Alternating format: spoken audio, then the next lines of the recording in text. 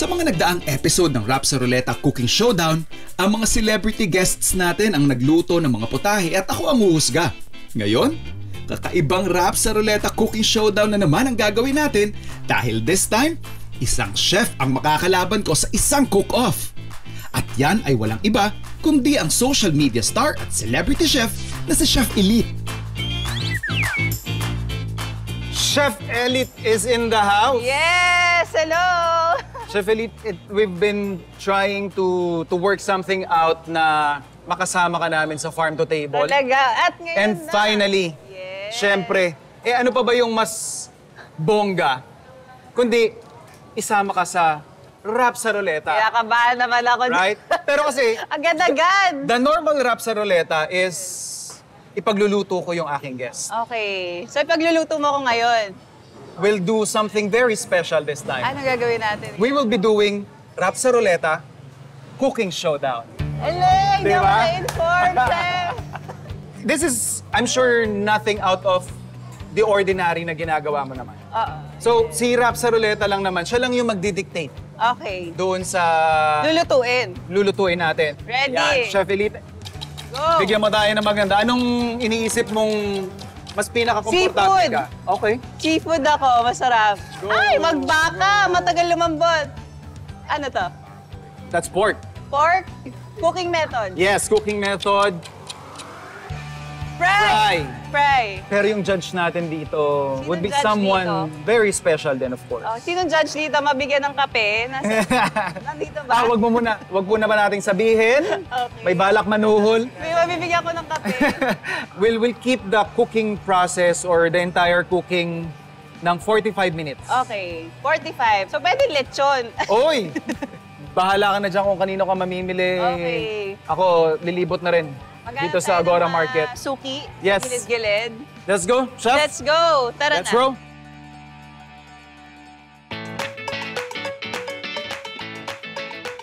Na kayo. Kinakabahan ako. Si Chef JR ba naman yung kalaban ko? Teka, naisip ko parang mas masarap dito. Hi po! Magandang umaga! Chef Elite po. Hello po. Kumamay po ako, baka maka-discount ako sa inyo. Tulungan niyo po ako at magluluto po ako ng salt and pepper pork or sweet and sour pork. Sweet and sour. Yes. Carrots. Carrots. Okay. Bell pepper. Bell pepper. Bawang sibuyas. Bawang sibuyas. Okay. Bawang sibuyas. Ang ganda naman ng mga gulay mo, Tay. Bagong-bago, ah. Thank you. At saka, pengi akong asin. Ayan. Paminta. Anong klase? Durog. Semi-durog. Simi. Semi. Ayan. Semi-durog kasi tawag sa palengke. Semi-durog na paminta. Ayan. Bell pepper. Pengi pa po akong green bell pepper. Ayan. Green bell pepper. Onion leeks meron? Meron. Pengi pa ako onion leeks. So.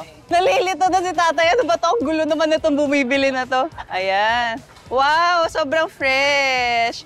Pag sa mga mall ka bumili, nakagento kasi siya. Tapos, mamasama sana. Di ba? So guys, yun na. Pamili ko total lang ng 100 pesos. Meron pa tayong pambili ng pork. Bibiling ko yung lomo para malambot agad. Meron po ba kayong malambot na pork? Pang salt and pepper pork? Lomo. Pengi akong kalahati. Yan, kalahati. Pwede po ba nga akong makihiwa? Gusto ko lang itry yung knife ni Kuya kung talagang matalas, ganyan. Sigurado ka, Kuya? 200? 200 lang. Talaga. Thank you, Kuya Paolo. So, yung salt and pepper pork ko, hindi siya kompleto kapag walang harina. Kaya, tingnan natin baka may tindang harina dito. Ano ba yan? Wait lang, parang may nalimutan pala ako. Kailangan ko pala na itlog. Pabili. Magkano dito? 9 pesos. Pero jumbo na to, no? Pahingi akong dalawa. Kompleto na yung ingredients ko. May gulay, may pork. It's time to cook. Lagot ka sa akin, Chef G. Aba, mukhang laban na si Chef Elite. Teka, relax ka muna dyan. Ako naman ang hahanap ng mga ingredients ko para tapatan ang putahe gagawin mo. Ang iniisip ko kasi, it's the usual fried pork, pero may konting angas lang. May konting presentation, kumbaga. So, I was thinking of doing ribs. Sir, pwede ba akong Ma'am, pwede ba ako magpa-bebe ng kaunti? Pwede pong pahingi ng kwan. 3 gayat, 3 buto. Yan. Sakto. Yun yung pinaka-advantage pag sa palengke ka namimili.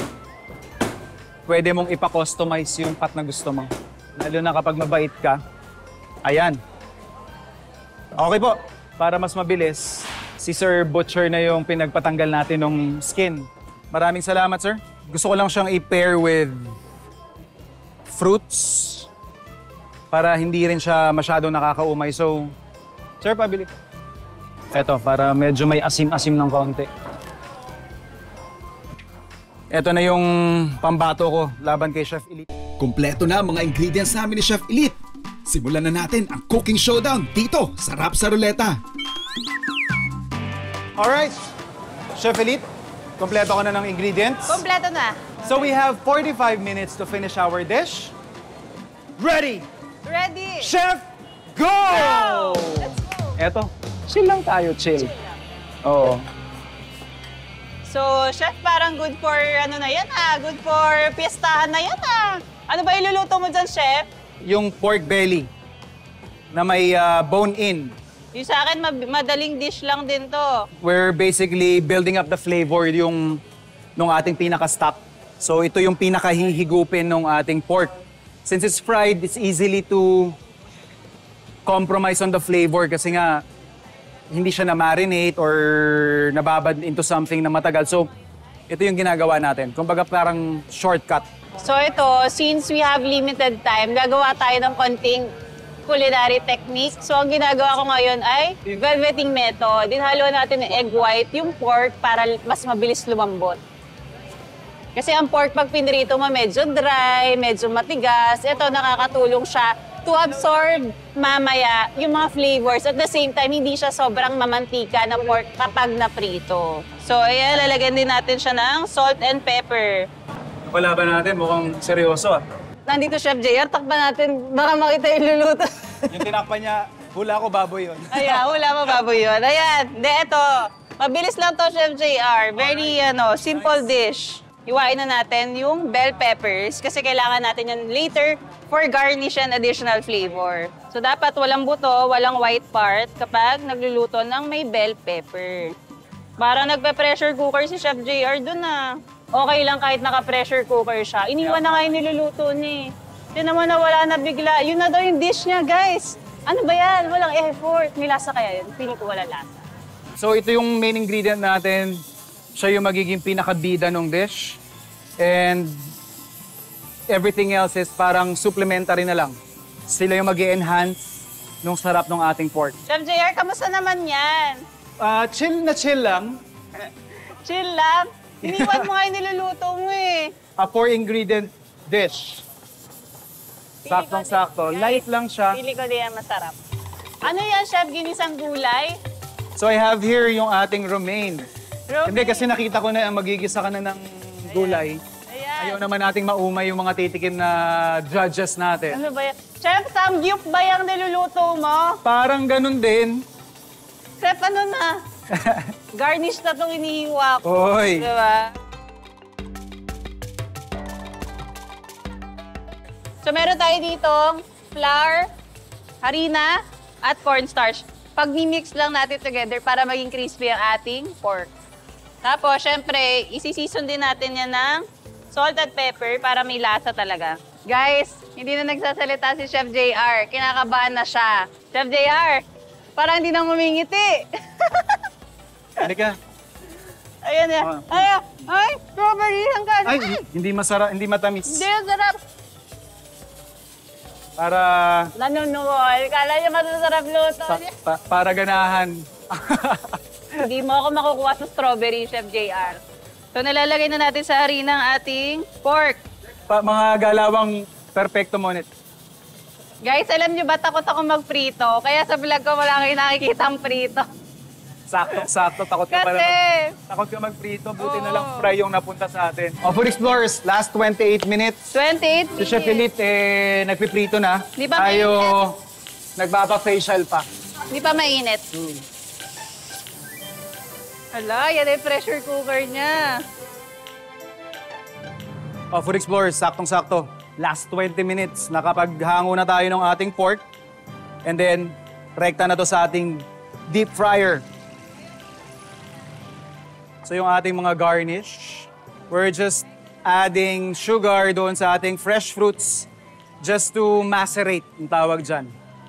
So yung sugar would somehow break the fruit while infusing it with its sweetness. So magbe-blend dyan yung tropical na lasa ng ating fruits. Time check!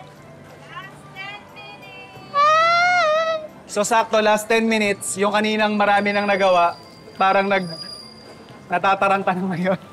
Sino natataranta dyan? Ineng, Wala ano? tayo natataranta. Lagyan natin yung pork. And then we add more pepper. Dahil salt and pepper nga. And then, magpe-plate na tayo. Matapos ang 45 minutes na bardagulan sa pagluluto, tapos na ang mga inihanda naming putahe ni Chef Elite. Oras na para husgahan ang mga putaheng ginawa namin. Chef Elite, sabi ko sa'yo, special yung ating judge eh. Oh, hi. Dahil sabi nung rap sa ruleta natin, pork. Siyempre, we have to call in a pork expert, Ayan na nga ba? Tita Remy. Tita Remy, mamimili po kayo kung alin dyan ang masarap. Hindi po namin sabihin ni Chef JR kung sino alin po- ang luto niya at Yes. alin ang luto ko. Para wala tayong bias. Isama niyo po yung yung ibang ingredients. Ano po ang inyong masasabi sa unang dish na tinikman ninyo? Okay naman. Maanghang-anghang, masarap nga. Sama niyo rin po yung ibang abubot-abubot dyan. Sa inyo pong panlasa, sino po ang nanalo? Pag Chinese dish eh. Yes! Dish. Alam niyo po ba kung sino nagluto niyan? Hindi. Si Chef Elite. Hala! Food Explorers, kapag napunta kayo ng Agora Market, hanapin ang stall ni Tita Remy. Saan pong ang pangalan ng stall niyo, Tita Remy? Fancy. Fancy. Fancy meat stall. So yung farm to table experience ko, napakasaya kasi may halo-halong emosyon na yung kanina eh. Nung una, sa ruleta, excited pa ako eh. Nung namimili na, medyo na-stress ako sa budgeting. Yung pagluluto, nakakapagod. And yung pinakahuli, nag-enjoy ako kasi first time ko naka-work si Chef JR. So masaya, halo-halo, masaya siya.